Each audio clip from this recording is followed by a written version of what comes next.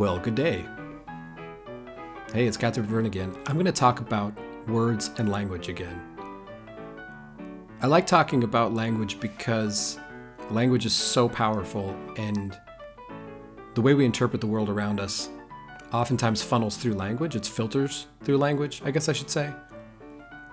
We experience the world and then we try to add words to it. And part of the deconstruction process, I believe, is maybe adding language to your experience, putting it into words for the first time. Sometimes just hearing someone else say it, hearing somebody else put words to a feeling can be revelatory. It can be really encouraging to hear somebody say something that we know is true, but we just don't know how to say it exactly.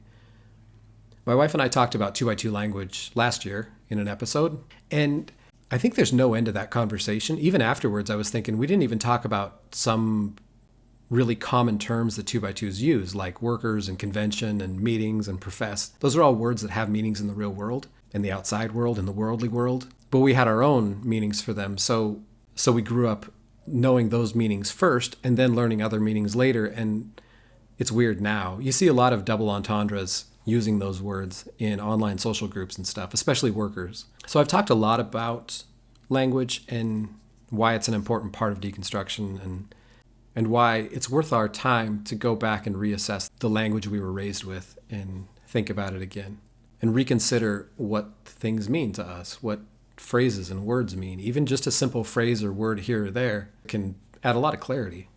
And I like that other members of the X2x2 community have delved into this topic as well, learning about how words were misused and, frankly, were used in ways that were manipulative. And maybe the intent wasn't to manipulate, but that is the end result. A lot of us were manipulated, and we were, I would even say, gaslit in some ways by language.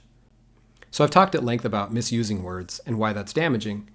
And recently I just realized something obvious, but it's something I hadn't talked about much, hadn't thought about much. So I'm going to do an episode today about the words we never said, words we just didn't use, phrases that we didn't use, phrases that we grew up without meaning for. A couple things led me down this path. One of the points that has come up a lot, and I've talked about it many times, but I'll touch on it again because it's part of why I wanted to do this episode, is the reaction by people inside of groups when someone leaves to note things about why they left.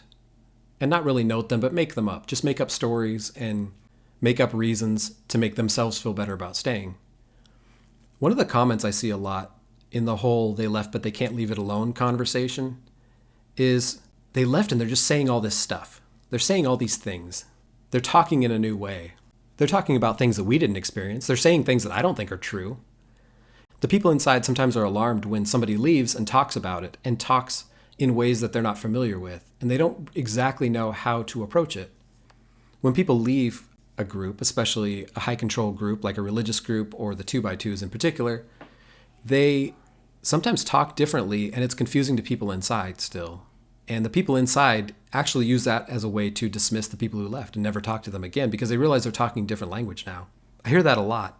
And I remember when I was younger seeing people leave and realizing they talked in a different way. And I, of course, thought that was bad. Of course, I recontextualized the new use of language as worldly and evil and wrong and sinful in some way.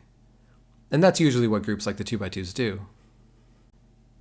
It's so easy to completely disengage from conversation with somebody who left and dismiss them. And one of the easiest ways is to say, yeah, they talk different now. They didn't talk like that before. I think part of that is because when people leave, they start adding language to their experience. They look back and they realize, oh, that was fill in the blank. They learn the nuance around the words that they were raised with. And when they start using those words with a little more power and a little more intention, it comes off abrasive to people who are still inside.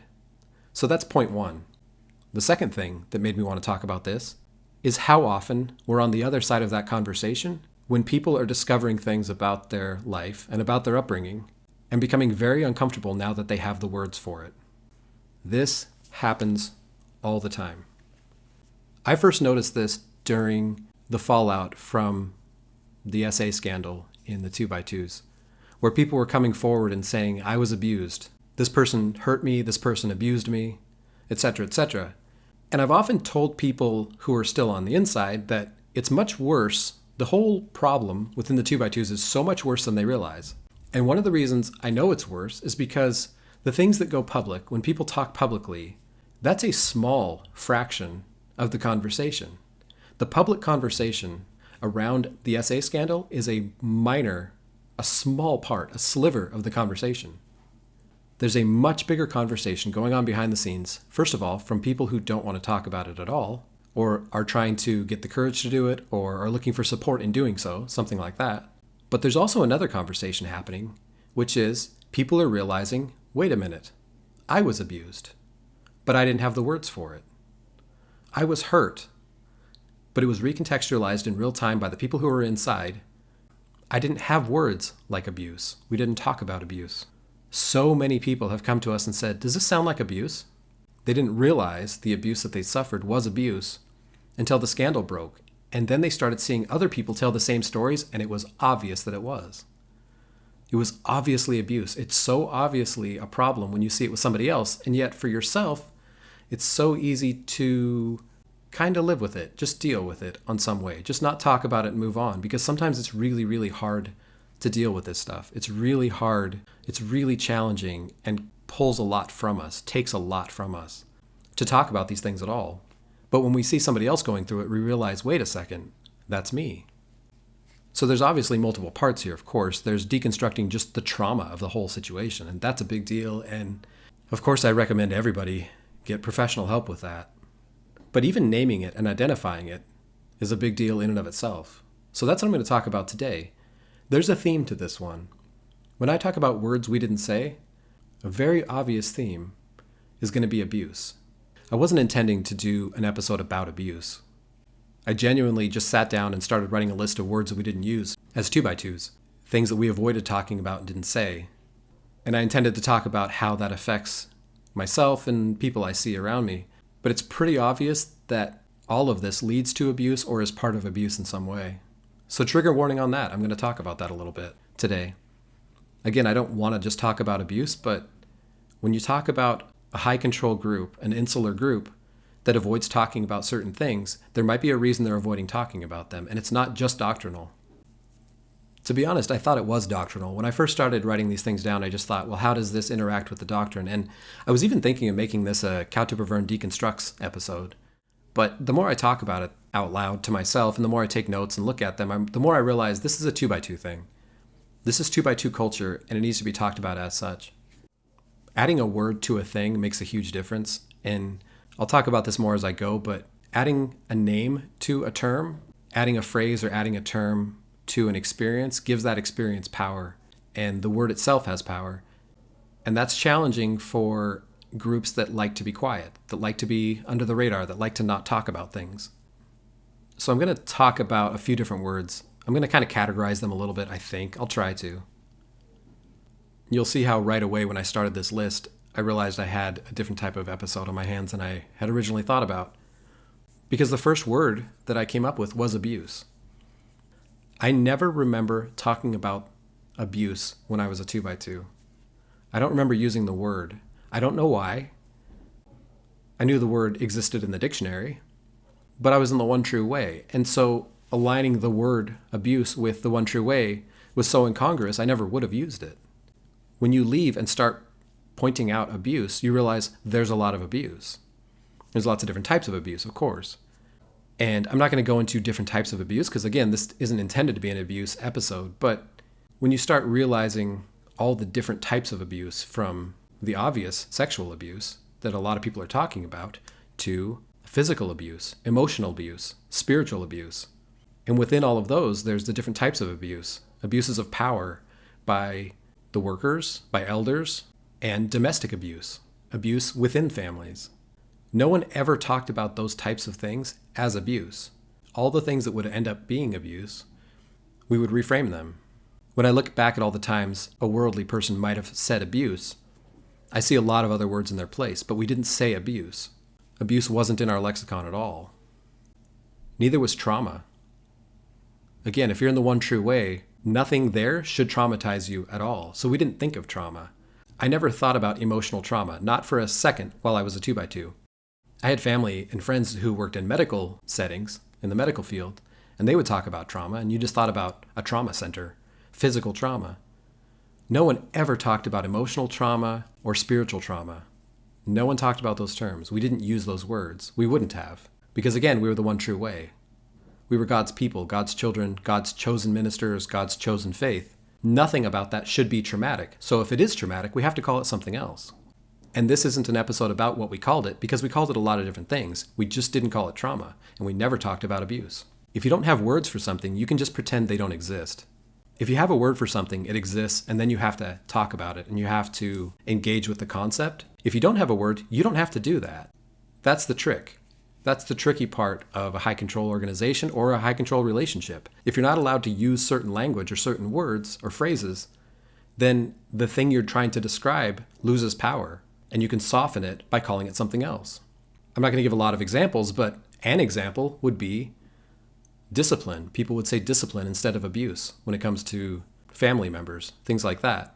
And I'm not just talking physical abuse like spanking, I'm talking all kinds of different discipline. Discipline within the church, like excommunicating somebody or telling them they can't take part anymore, is abusive. Excommunicating somebody is extremely abusive, but we wouldn't call that abuse. We would call that some sort of discipline, spiritual discipline maybe. There's lots of different types of discipline that can be extremely abusive and traumatic, not because discipline is wrong, the dictionary definition of discipline, but abuse is, and crossing those two words takes power from one and gives it to the other one. And it's confusing to live in an organization that does that so fluently.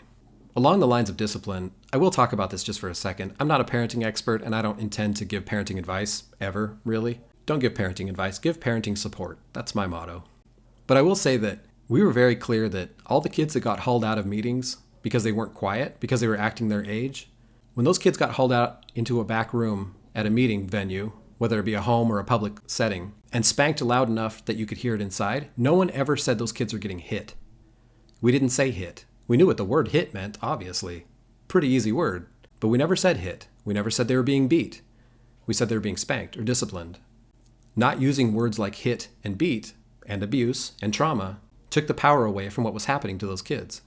I'm not going to go down this rabbit hole anymore. I don't want to talk about parenting, and I don't want to argue in the comments about what's abuse from a parent to a kid as far as discipline. But I think that there's a lot of psychological literature on this stuff now, and you should look to that. Worldly is okay now. Go read a book. So if you've erased all the terms for abuse and trauma, or just never used them, never learned them, never invoked them in conversation, it's going to follow pretty quickly that you also don't have terms for mental health. Because why would you? We didn't have terms for mental health. They existed. We knew about them, but we didn't talk about them. We didn't use them. Looking back, I remember people who were struggling with things like depression, anxiety, maybe even OCD, definitely ADHD, something I struggled with personally, but I didn't have those terms for it.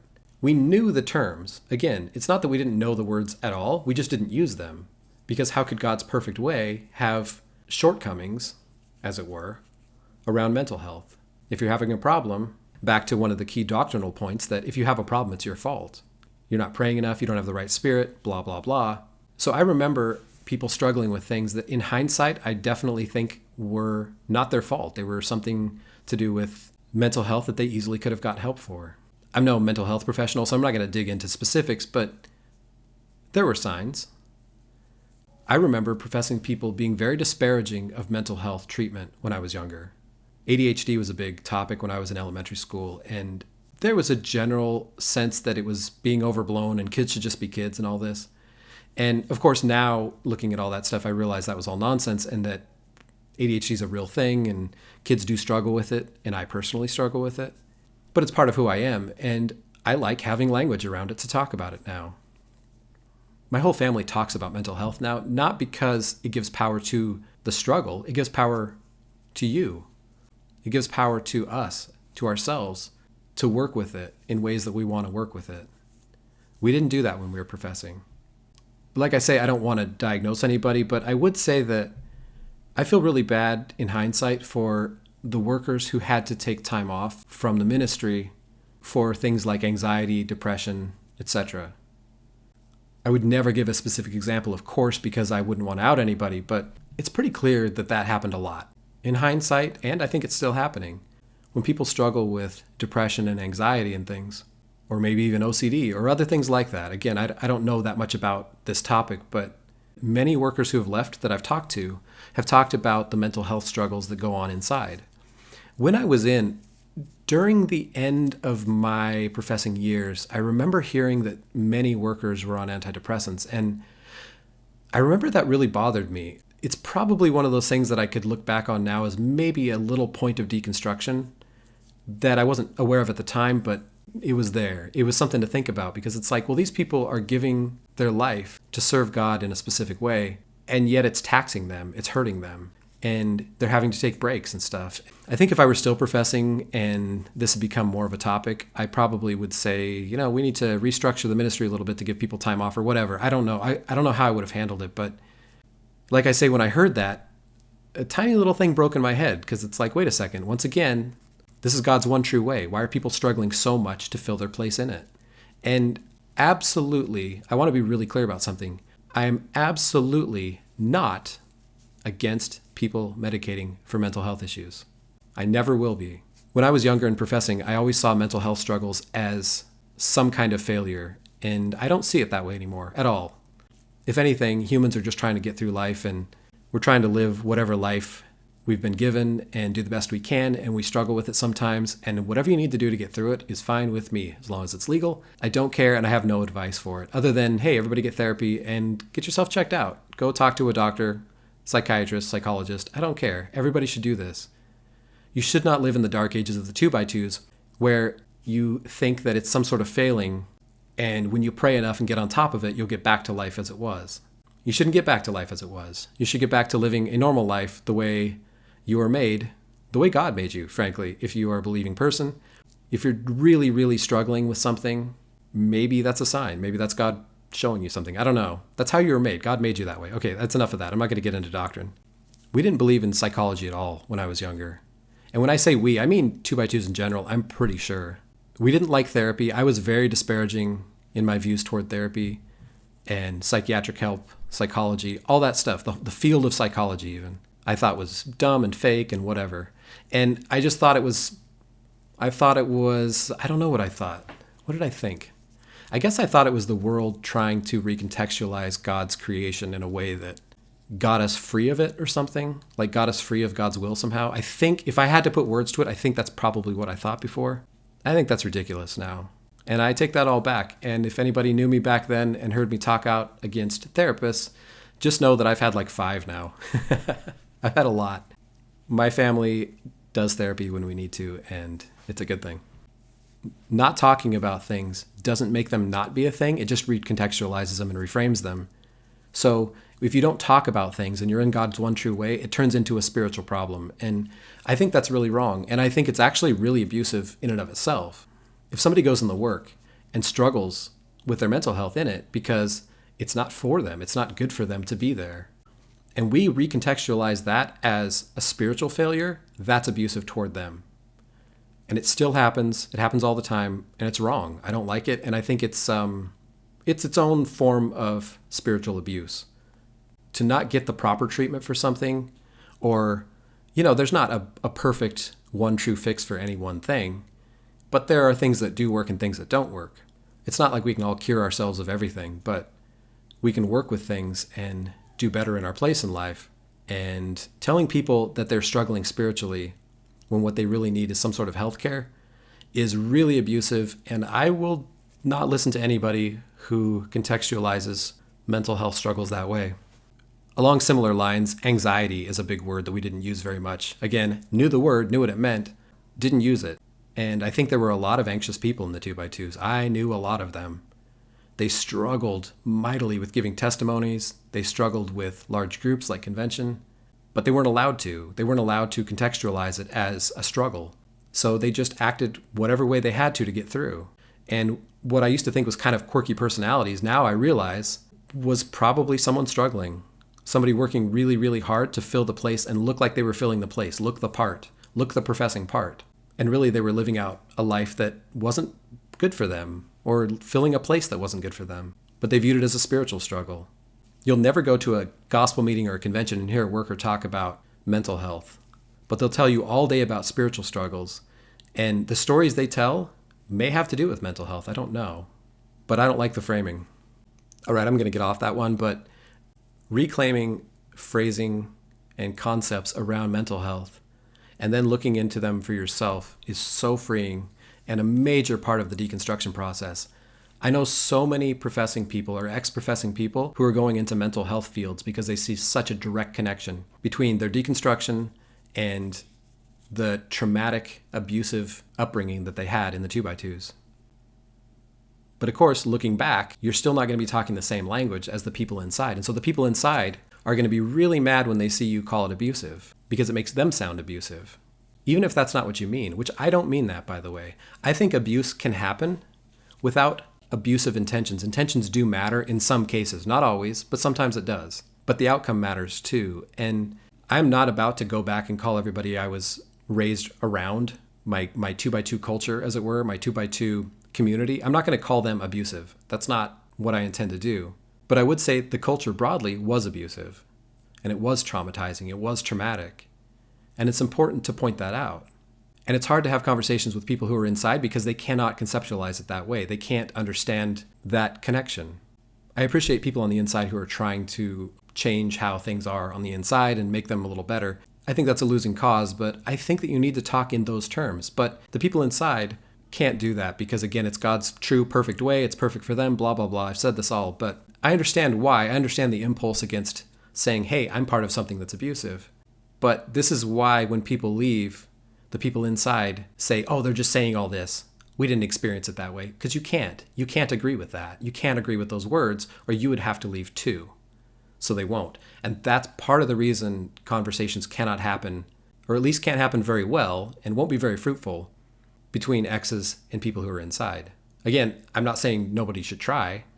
I'd love to try. I would love to have conversations with people who are inside. But so far, I haven't seen too many thoughtful, worthwhile conversations between people who are still inside, after all we know now, and people who are outside. It's very humbling to have somebody leave and then call the organization that you're still in abusive and traumatic. But that leads me to the next thing. 2x2s are very, very uncomfortable apologizing and saying they're sorry. So they don't. They don't say sorry. They don't apologize. They repent sometimes. If somebody's committed an egregious act, something really dark that's pushed them out of meetings, they might repent of that, at which point they'll be invited right back into meetings. Some of the worst behavior I've ever heard of has been hand-waved away because the person repented. Did they say they were sorry? No, they didn't. So many people have left the 2x2s because they've realized that they were abused in a variety of different ways, sometimes in really terrible ways. The person that abused them may, in some cases, have gone to jail, may have faced legal punishment. Did that person ever apologize or say they were sorry? No, they didn't. But they went to the workers and repented. Repenting and saying you're sorry are not the same thing. Repentance is a religious thing. Saying you're sorry and apologizing is a worldly thing. I heard more about repentance in meetings growing up than I ever heard about apologizing. The 2x2s are in God's perfect way. Why would someone in God's perfect way ever have to apologize for anything? If they ever do anything wrong and someone else is offended by it, they do have a word for offended. They don't want to offend each other, but if they offend you and you're not in line with God's way, they're not going to apologize to you. You need to get right with them. Very, very little apologizing ever happens, and very little reconciliation actually happens. Anytime they talk about reconciliation or restoring relationships, it's usually spiritual, it's usually with the workers, it's usually with the power structure in the 2x2s, if not with God himself. I have one caveat to this, which makes me almost sick to my stomach, but I have heard people who were abused asked to forgive the person who abused them. That's evil. I don't have a better word for it. If you're an abuse victim, you get to decide if you ever want to reconcile.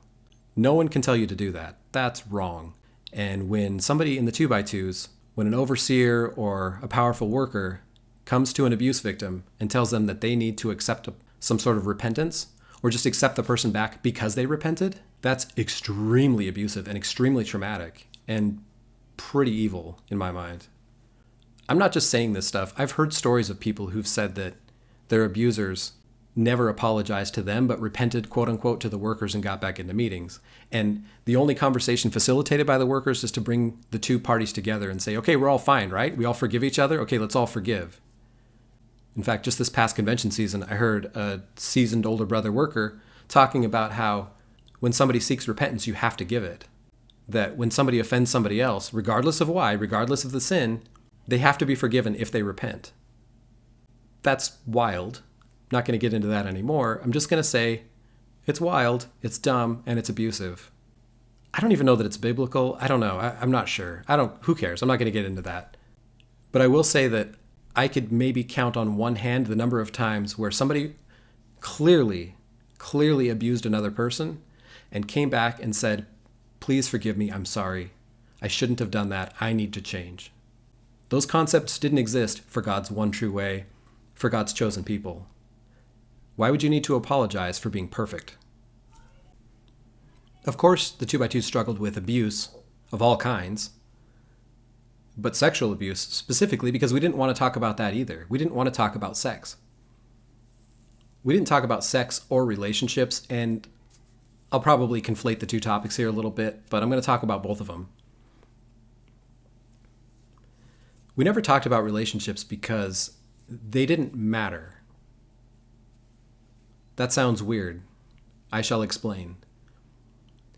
When my wife and I got engaged, we were engaged for about 9 months, and one person in that entire time asked me something about her.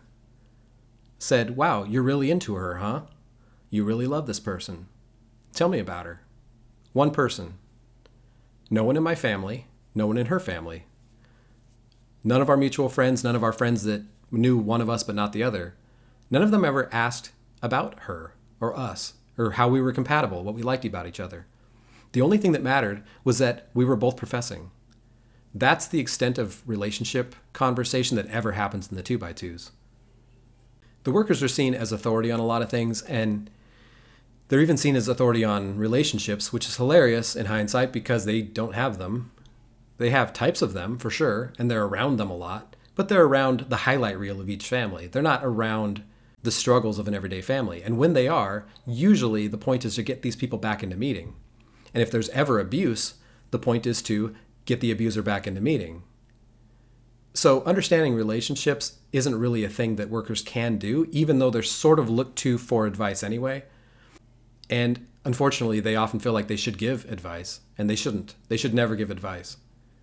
But relationships in the 2x2s, I think oftentimes are supposed to be based on love, and it's implied that they should be, but we didn't talk about love a lot in relationships either.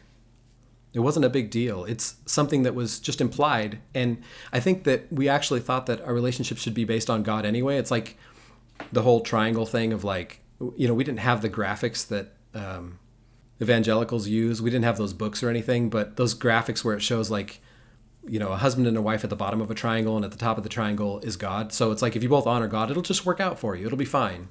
That's the extent of analysis that goes into relationships in a lot of evangelical circles. And that was definitely true for the 2x2s as well. No one ever talked about being compatible. No one ever talked about relationship struggles, at least not openly, not in ways that would benefit people who were about to get into relationships. There was just an understood expectation that if you dated, you better date a professing person. And if you don't, we need to talk to the workers about it. You don't want to be unequally yoked. We talked about that. That phrase came out all the time. But if you dated a professing person, that was it. That was the only conversation you had. You just didn't talk about it. You just waited and gossiped about when they would get married or something. Made jokes about how many kids they would have. That's if they were both professing. That's the level of discussion that was ever had around professing relationships. And obviously unprofessing relationships are unequally yoked, so we didn't want to talk about those at all unless you needed to be disciplined or told not to take part or whatever. Workers everywhere have their own rules on that kind of thing, and who cares? I don't care about the doctrine part. I just think it's interesting that we didn't talk about relationships, so the fact that you would have a healthy relationship rode entirely on the fact that you were both professing. As soon as one of you weren't, that was the quickest, easiest way to diagnose the problem. I mentioned before that we heard somebody in meeting one time say that they didn't want to get marriage counseling because they had the Bible. 2x2s just didn't talk about healthy relationships and how to have them. You'll realize how abusive the environment is when you realize that we didn't talk about healthy relationships, and we also didn't talk about abuse, and we didn't talk about sex. We didn't talk about sex at all. We didn't talk about healthy sex. We didn't talk about sexual relationships, sexual compatibility, all that stuff. Never talked about it. It was never talked about in meetings. Other than don't commit adultery and don't commit fornication. And there was endless conversations about parsing out which of those is which. And I bet I couldn't find a room full of 10 workers that all agreed on what was what in that conversation. But that's the conversation we had. Parsing out the legality of what's adultery, what's fornication, and what kind of repenting needs to be done to get the person back into meeting. One quick sidebar on gender and relationships and sex and things. I won't go into this a ton here, but 2x2s don't have a lot of language around gender and sexuality either of those topics, separate or together. They just don't talk about it at all. I grew up with absolutely no language around any of it, and that worked for me because I'm just a straight guy. I'm just a straight, white, middle of the bell curve person. But if you're not one of those people, it's not surprising that a lot of people, when they leave the 2x2s, go through a phase of discovery about themselves as far as their own gender representation, their identity attached to their gender, their identity attached to their sexuality, and how they want to present that and how they want to live. And I think that's going to always look confusing to somebody inside. A 2x2 is always going to be confused when somebody leaves and it's like, oh, they got all sinful and they did this, and this. Well, call it sinful if you want. I'll push back on that all day long. I would say they're becoming more of themselves as they were made. And there's all kinds of theological discussions about that, of course. You know, God making you sinful versus you are sinful because you're fallen man, blah, blah, blah. Who cares? I don't care about any of that. I think it's silly. And I think that it's cool when people discover themselves, learn more about themselves. Deconstruction is a project of reconstruction, really. It's a process of pulling apart what you used to have and deciding what you want to keep and deciding what you want to replace with something else. When you didn't have words for what you are existentially, on an existential level, on who you are as a person and everything about you, developing that language is going to feel pretty good, I would think. I don't know. I haven't been through that myself, but I've watched other people, and it feels very freeing to watch them and the joy and the peace they have from becoming more connected with themselves. Because before, they couldn't even talk about it. And now, they can be it and talk about it. It's a lot easier to be something when you can talk about it. This might be obvious, but another thing we didn't say is consent. We didn't talk about consent at all. Relationships weren't based on consent in a 2x2 relationship. It was implied that it would be, but when you imply too much, you don't say it, and then sometimes it's not. That's the problem. You have to say it. This is a big part of my deconstruction. I have to say it. If I can't say it, if I don't feel comfortable to say it, if I don't feel like I can say it, then that's a problem. And I'm teaching my kids that as well. I'm teaching my kids to say it. Say whatever the thing is, say the word. And I'm teaching them to respect other people when they say it. Because those are two things that were absent in the 2x2 culture. Consent was not a thing in 2x2 culture, and I never even thought about the word for it. The thing is with sex and relationships happen, sex is supposed to not happen. So why do you need to learn consent if it's not really a thing? If it's not a concept in your culture? We did talk about making good choices, and you would think that choices imply consent, but not really. We talked about making our choice. That wasn't a choice. It wasn't a choice to follow God. We would say it's our choice, but eternal punishment awaits you if you don't do that choice. If you don't make that choice, if you don't make it correctly, you'll be punished for it. So it's not really a choice, but we called it a choice. You would say you have choices in a lot of different things, but you get used to not making choices in the 2x2s. So when you don't talk about relationships or sex, and you never even use the word consent, a lot of people do things, and a lot of people enter into relationships because they think you should, because they think it's the right thing to do. I've had people my age, friends of mine, enter into long-term relationships because they think God told them to do it. And I've even had some of them tell me that they didn't want to. And some of those relationships ended up in marriage. Not for very long, of course. Of course not. But those relationships happened. They weren't based on consent. I don't know if I would argue they were based on love or not. I'm not sure. I don't judge that. That's up to them. That's not the point. The point is we didn't have a concept of consent. We had a concept of being subservient to the will of God and to follow willingly. We had a concept of willingness. We talked about willingness a lot. We did not pair that with consent. I would argue that of all the things I'm talking about today, words and phrases that we didn't use as 2x2s. Not using the word consent and not having a concept of it is the most damaging. If you want to know why they are where they are today, in the middle of turmoil, but not talking about it, this is why. Because they don't have a concept of consent. Relationships aren't built on consent in the 2x2s. And by the way, relationships like that not lasting is probably the right move. You can make a pretty good argument that leaving a relationship that wasn't originally based on consent and or love probably shouldn't last. In the 2x2s, that's not an option either. You're not allowed to get divorced and stay within the 2x2s. There's a lot of pressure to stay in relationships that are bad. And in many cases, staying in a relationship is required.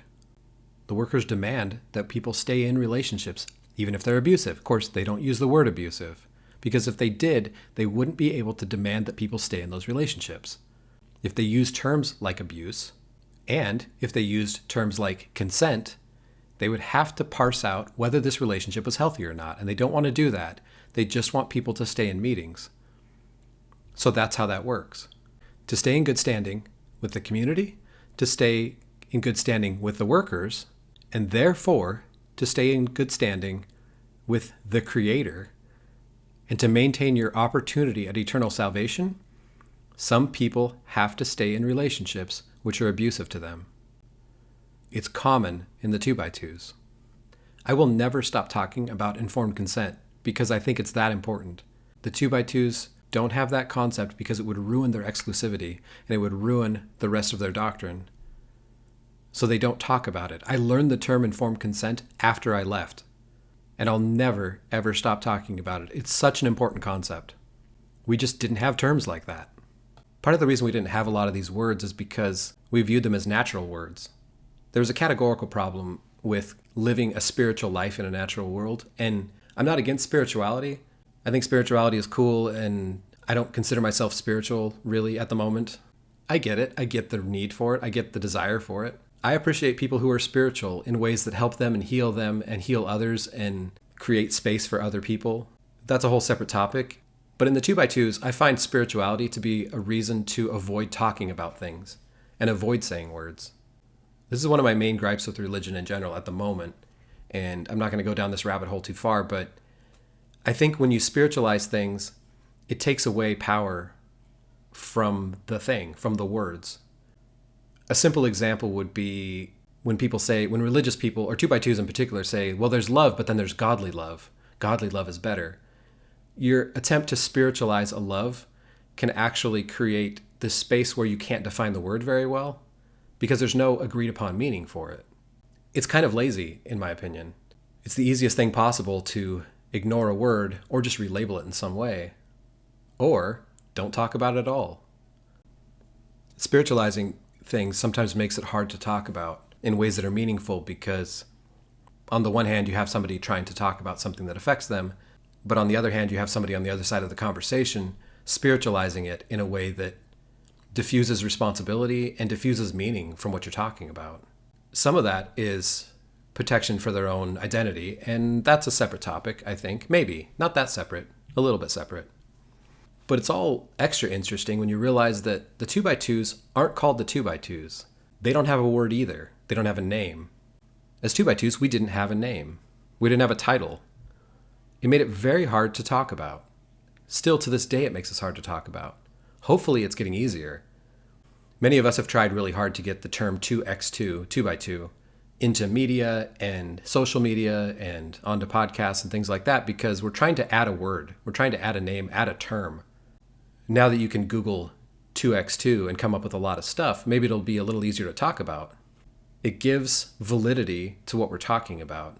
If we're constantly talking around something, but we don't have a term for it, what's the point? Wait, what is the point? What is the point of not having a name? Why wouldn't you have a name? For a very long time, this nebulous space, this blank, unwritten area of post-2x2, post-professing, has been hard to navigate for people because it's just difficult to talk about. People go years without talking to anybody about it because they don't know how to have that conversation. Yeah, I was in a group. You can't really Google it. I don't know what to call it. We didn't proselytize, so you probably haven't heard of us. You might have seen people walking around in buns and skirts, but that could be other people too. There are other groups that dress the same. but they have names. We didn't have a name, and not having a name kept us secret. I don't know if that was the point. I think a lot of people would say that's the point, and we were trying to be secretive. We were a secretive cult and all this stuff. And I think there's probably some validity to that in certain cases, for certain people. I'm not sure if that was the grand point or not. I don't really think so. This might be too charitable, but I think a lot of people really feel like if you're going to do the true thing from God's way and you only take the name of Jesus or whatever that means, nobody really says what that means. If you're going to do it with your whole heart, you wouldn't have a name. I kind of get the decision tree that gets you there, but it's not functional. It doesn't work, and the group doesn't really grow that much. Most of the people in it are born into it. Not having a name served the exact opposite purpose that it should have. Not having a name kept us from public view. And, like I say, to some people that may have been the point. I'm not sure, but that is the effect. It kept us from being looked at and analyzed or questioned ever. Not being analyzed, not being questioned, keeps you from being accountable. It keeps you from ever having to answer to what you're doing, because you can spiritualize anything, throw a bunch of nonsense words in there, like pop and smoke, and walk away. The hardest part about being a 2x2 is not being in the world, and the whole in the world but not of the world thing, while popular in a lot of different religions, is extra confusing when you're in a group that doesn't have a name itself. I'm in the world, but I'm not of the world. I'm over here in a thing that doesn't have a name. Names matter, words matter, and one of the main reasons that words matter is because words are negotiated. People don't just go grab a dictionary and look things up when they need to know what something means. It seems to me that very few people go to a dictionary for clarity. They're usually going there to win an argument. Most words have negotiated meanings. The point of having language is so that you can connect with other people who might be different than yourself. It's a common ground. It's common. And having different words or not using words, misusing language like that, creates a wall of separation from you and everybody else. And to that end, when people say that the 2x2s are a cult that tried to stay secret and were nefarious in a lot of ways, when you think of it that way, it kind of sounds legitimate. We were kept separate from the world. Even though we were in the world, we created a wall of separation between worldly concepts and our concepts. When the world is morally progressing through things like rights and consent and things like that, we didn't do that. Why would we? That's a worldly thing. And when you paint concepts, progressive concepts in society as worldly and sinful, you can do what they're doing now, which is ignore an abuse crisis because that's worldly definition. They don't buy into that. They don't see what they do as abusive. They see any accountability as a storm that they have to get through and survive, and then they can come out the other side and keep doing what they're doing. There's a reason all of the substantive help for CSA survivors, victims, and people who are speaking out, all of the help they get comes from outside the 2x2s. All of the awareness, any functional help that anyone gets has to come from outside of the 2x2s, because if the 2x2s help, that means they've lost the negotiation for the word. If they help, they have to admit what they're helping. Why are they helping? Because there was abuse. They no longer have the ignorance around the word abuse to wash their hands of responsibility. Once you use a term like trauma or abuse or even consent, and they don't own that word, the second they acknowledge that word, they have to acknowledge the negotiated meaning of the word itself. And they can't do that because it tears down their exclusivity. They will not survive that level of scrutiny, so they just don't do it. They ignore it all. They sit there. They don't do anything. They wait on the Lord, and they wait for the storm to pass. That's how they avoid any accountability, even in their own conscience. After all, it's God's one true way. It can't have problems. Functionally, it can't. It's perfect. God's way is perfect. What they're doing was given to them by a higher power. Changing how they talk about the effects of what they do is a worldly thing by definition, so they're not going to help survivors if they can help it. And if they do, they're going to diffuse it with different words in different ways. They cannot adopt the language of the world, because adopting the language of the world adopts self-awareness and responsibility and accountability. I won't drive this point home any further, but I want to make sure that I clarify that when they say worldly, when things like consent and trauma and abuse, all these different terms, when all these different terms are worldly, they do mean sinful. Sometimes I forget to make that caveat. If you're listening to this and you're not as familiar with 2x2 language, understand that worldly and sinful are nearly synonymous. So if you use a term and they don't use it, you are being sinful to do so. I just want to make that really clear. The reason they can't progress as a group is because any sort of progress from God's true way to something else is sinful. In their minds, it is sinful. And if you do those things, you're not worthy and you need to repent. I think if you're professing, you may be listening to this thinking, what do you mean we didn't have terms for ourselves? We call ourselves professing, we call ourselves God's children, we call ourselves the way, the truth. We have workers, we have conventions, we have all these words. What do you mean we don't have words? What do you mean we don't have language? What do you mean we don't have language? Well, you're right in a sense. You're right in the sense that there is an in-group, out-group thing going on. Inside, there's certain terminology that you use, but that's not really the point here. The point is that you're not using language that can be negotiated with other people in a way that those other people understand what you're talking about. Dictionary definitions don't matter when you're just using words however you want. You have to use words in a way that other people understand them. That's why a lot of churches put out statements of faith and put out their doctrine online and stuff so you can see it, because they want to add a level of explanation to who they are. It's important. 2x2s don't do that. And it creates a very insular community. It creates a community that can only talk to itself. And that's why when people leave, it's so hard to talk back into the community, because when you leave, you develop language that the 2x2s don't have at all. You're not even speaking the same language anymore. And the 2x2s are usually mad about it and think you're sinful now because of it. 2x2 language isn't meant for clarity. It's meant for putting a fence around your group. It's meant for in-group speak.